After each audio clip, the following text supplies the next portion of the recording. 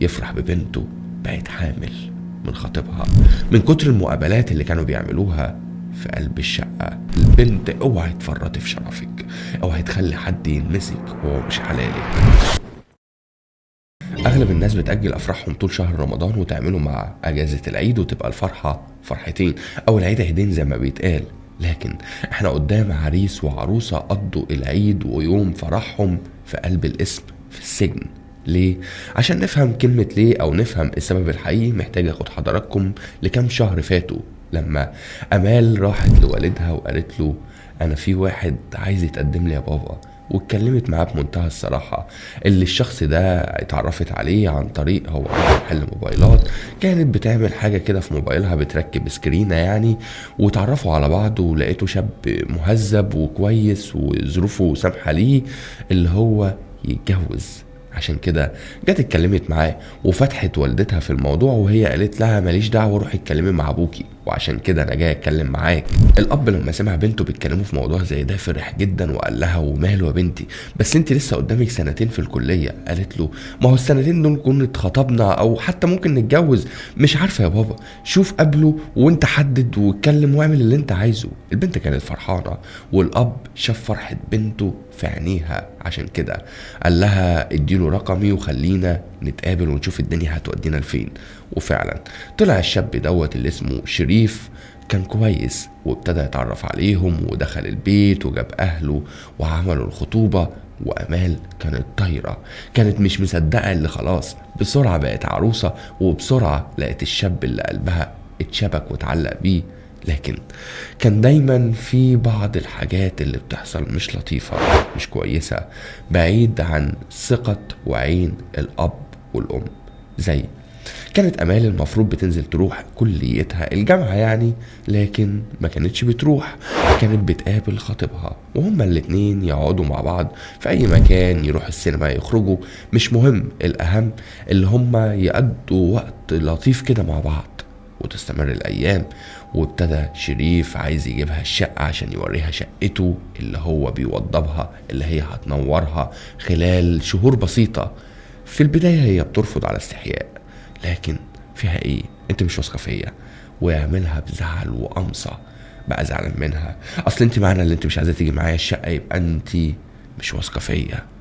هي ممكن تكون في البداية كانت متمسكة بمبادئها اللي أبوها ربها عليها، لكن الأمر من ده كله اللي هو الزن على الودان أمر من السحر زي ما بيقولوا. عشان كده لما هو عملها بزعلة هي ما تمسكتش بمبادئها، قالت له خلاص أنا عارفة اللي أنت زعلان مني عشان أنا ما جيتش، وهاجي يا عم أنا مش زعلان من حاجة. وفعلا خدها الشقة، وعشان يوريها الشقة والتوضيبات اللي بيعملها ابتدى أول مرة مفيش حاجة تمت، الدنيا تمام يعني بوسة لطيفة كده. تاني مرة قال لها ما تيجي نبص اوريك الجديد في الشقة، والجديد هنا كان شديد عليها عشان المرة دي البوسة جابت حاجات كتير ونزلت وهي مدارة. لكن وهي بتعيط والدموع مالية عينيها لما روحت بيتها وقعد على سريرها بيتكلم خطيبها، قال لها انت خايفة من ايه؟ ده كلها كام شهر وخلاص احنا هنبقى متجوزين، انت مالكيش حق في اللي انت بتعمليه، ولا انت مش واثقة فيا؟ ابتدت تمسح دموعها وابتدت تقول خلاص، بس انت متأكد ان انا شريفة، ان انا ما عملتش كده مع حد غيرك؟ قال لها طبعا شريفة وعلى يدي. وابتدت المقابلات في الشقة تزيد مرة في التانية لحد ما أمال اللي أبوها كله أمال وهو بيسميها الكلمة دي يفرح ببنته بقت حامل من خطيبها. من كتر المقابلات اللي كانوا بيعملوها في قلب الشقة، البنت شكت أول شهر وتاني شهر اتأكدت اللي هي حامل. راحت اتكلمت مع شريف اللي المفروض يكون شريف، قال لها ما احنا هنعمل ايه، احنا فاضل لنا شهرين على كتب الكتاب وبعدها كام شهر، عشان احنا الفرح في الصيف في شهر 8، شهر يعني بطنك هتكون في الخامس ولا السادس هتكون باينة، احنا لازم ننزله. فهي ترد عليه تقول له طب ما نقدم الجواز. يقول لها خلاص انا كل اللي اقدر اعمله هكتب الكتاب بعد العيد، يعني في العيد. طبعا امال مش عارفه تعمل ايه، اتورطت في مصيبه وبدايتها كان تنازل. عشان كده في المقابل هو اللي ابتدى يحللها، لما فضل يدور ويقول يا ترى في دكاترة بتعمل عمليات اللي هي تنزل البيبي، ما لقاش، لكن لقى حل تاني عن طريق السوشيال ميديا والانترنت. عرف ان في برشام بيتاخد يساعد في العملية دي، فدماغه شغلها عن طريق اللي هو هياخدها، واللي هي تاخد البرشام ده ويروحوا اقرب مستشفى، وهناك لما الموضوع يبان عليها او اثار البرشام يبان وابتدي اللي في بطنها ينزل، يدخلوها بسرعة العمليات وينزلوا اللي في بطنها، وده اللي عملوه. لكن حظهم السيء لما راحوا المستشفى الشهيرة اللي في محافظة الجيزة، وهم في قلب المستشفى ما لقوش دكتور نسا وتوليد. عشان كده اثار البرشام ظهر عليها، دخلها الحمام، فضلت تصوت وهي في الحمام. البنت لوحدها والاول مرة بتولد او بتسقط. عشان كده كل اللي في المستشفى اتجمعوا على صريخها ودخلوها الطوارئ بسرعة، وهي كانت سقطت فعلا.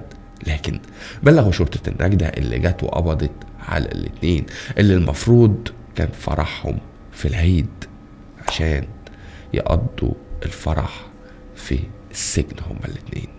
بعضهم على النيابة العامة أمرت بحبسهم 4 أيام على ذمة التحقيقات.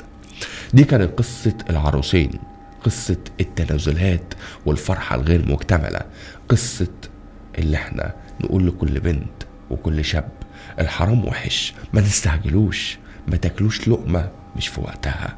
عشان شايفينه قدامنا دلوقتي امال ابوها اتكسرت وراحت، وشريف ما طلعش شريف. يبقى احنا قدام قصة بالكامل لو هناخدها عبرة للبنت. اوعي تفرطي في شرفك، اوعي تخلي حد يلمسك وهو مش حلالك، عشان انت اللي هتندمي، انت اللي اهلك هيتبروا منك، وفرحتك هتبقى منقوصة وهتشيل الطين زي ما بيتقال. اما بالنسبة للعريس، كده كده حق البنت بيتم كفله بالقانون، فحقها هتاخده، وانت برضو اللي خسران. اصبروا وخدوا الحلال احلى واطعم. اشوفكم على الف خير، وكل سنة وانتم طيبين. السلام عليكم.